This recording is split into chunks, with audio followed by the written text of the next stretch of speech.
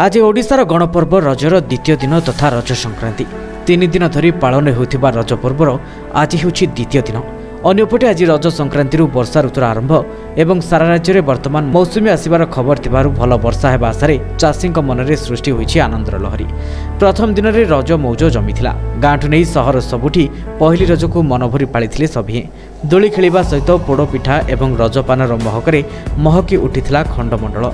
रजरे कबाड़ी कुआरीक सजबाज श्रृंगार सह परस्पर को रज शुभेच्छा जणाई सांगसाथी मिसी एकाठी होई पाळिथिले पहली रज। आनंदमय महोत्सव मजा लुटिथिले ओडिशावासी। सेहीपरि आज द्वितीय दिन को भी धूमधाम रे पालन करुछंती सभिए। आज रज संक्रांति होइतिबारु मंदिर जाई भगवान को दर्शन मध्य करिछंती। 3 दिन धरी पालित हेउथबा ए गण पर्वर आज द्वितीय दिन। समान भावरे गाँरु नै सहर सबुठी चलचंचल होई उठिछि। प्रतिवर्ष ए 3 दिन को उत्कंठार सहित पालन करिथांती प्रतिटी ओडिया। साधारणतः कृषक माने रज संक्रांति पूर्व जमी रे धान बुणी वर्षार आगमन को अपेक्षा करिथांती। आषाढ़र प्रथम वर्षा पृथ्वी को शीतल करिथाए। रज 3 दिन धरा उपरे कौनसी कार्य करा जाय न थाए। समस्त कृषि कार्यर विरति नहीं आनंद उल्लास रे माति जाइथांती कृषक भाई।